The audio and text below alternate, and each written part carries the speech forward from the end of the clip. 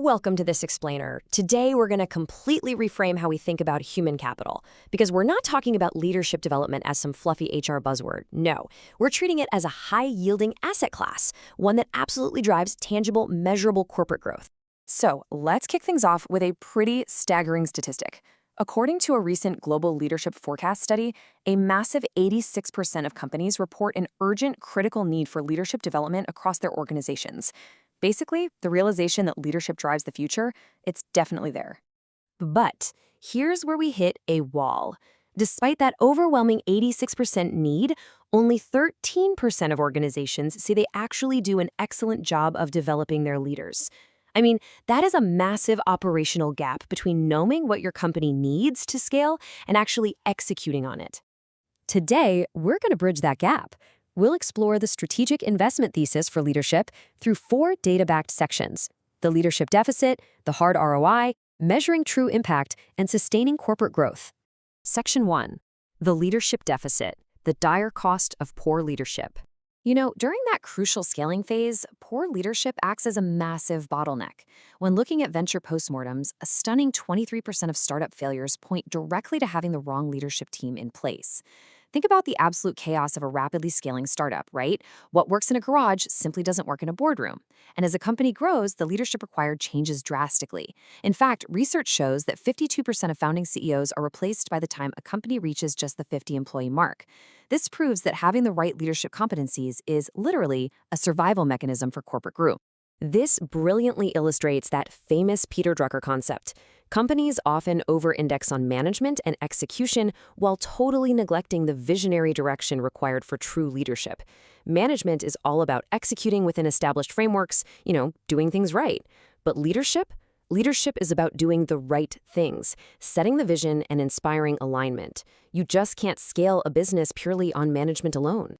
And let's be clear, effective leadership is not some innate, unquantifiable trait you're just magically born with. Actually, it's more like a complex puzzle of highly learnable competencies. Things like emotional intelligence, communication, and vision. They can all be trained and developed. So if we know they can be developed, what's the actual return when a company invests in them? That brings us to Section 2, the hard ROI. Soft skills, hard returns. If you want proof, the empirical data here is just staggering. It absolutely proves that business coaching and leadership development yields incredible returns. The McGovern study, that shows a 545% ROI tied to increased productivity. And the International Coaching Federation points to a massive 700% ROI, which deeply impacts employee retention and decision-making. We're talking about real, hard cost savings and revenue generation derived strictly from upskilling leaders. And this impact compounds even further when we look at median earnings per employee. A recent metric called the Return on Leadership Index isolated top organizations. And get this, companies ranking in the top 25 for strong leadership out-earn the bottom tier by over 4 times. We're talking $180,000 per employee versus just $44,000. It is a fundamental driver of profitability. Now, you might be thinking this is only a phenomenon in massive, stable, global corporations. Not at all. Even in incredibly volatile economic environments, like Lebanese SMEs, focused training on communication and emotional intelligence drove incredible results. Companies that integrated soft skills training saw a direct 30% increase in profitability over 3 years.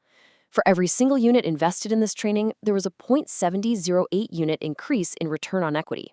This just goes to show how leadership training drives corporate growth regardless of market conditions. Which leads us to Section 3, measuring true impact, the evaluation methodology.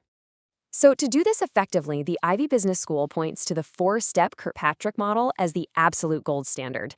Now, a lot of companies just stop at step 1, the classic smile sheet, checking if people actually liked the training. But the real magic happens at levels 3 and 4. That's where you move beyond superficial feedback and track true chronological behavioral changes on the job, which eventually lead to tangible organizational results like productivity. In practice, this means systematically checking in. You can't just train someone once and hope for the best, right? You need to conduct quarterly team surveys, review progress on specific KPIs, and hold real one-on-one feedback sessions. You're actively measuring to ensure all that learning actually translates into the daily workflow and leads to better decision-making. Because leadership development doesn't happen in a vacuum. A holistic measurement approach captures its multi-level impact. When an individual leader levels up their emotional intelligence and decision-making, it creates this ripple effect. It elevates team motivation, it clarifies the shared vision, and ultimately, it shapes the entire culture and performance of the organization. Finally, Section 4, Sustaining Corporate Growth, the Execution Strategy. To keep this going, utilizing a practical, ongoing checklist really helps fine-tune your approach. You've got to be constantly monitoring team satisfaction, employee turnover rates, and the achievement of SMART goals.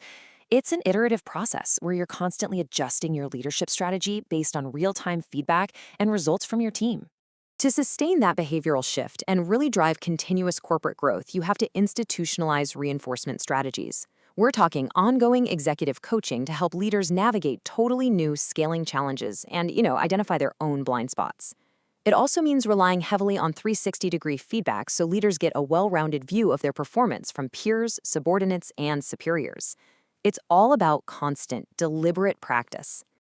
There's a profound insight from the Ivy Business School that perfectly summarizes our thesis today. Investing in leadership isn't just about making managers a little bit nicer. It is absolutely the ultimate strategy for building a resilient, high-performing organization that's capable of scaling through uncertainty and continually driving innovation. So I'll leave you with this final, provocative thought to consider for your own business. We've seen the data, the ROI, and the staggering cost of failure. Look at your own organization right now. Is your leadership bench truly equipped with the competencies needed to scale and secure your company's future? Think about it. Thanks for joining me on this explainer. Keep learning, keep measuring, and I'll catch you next time.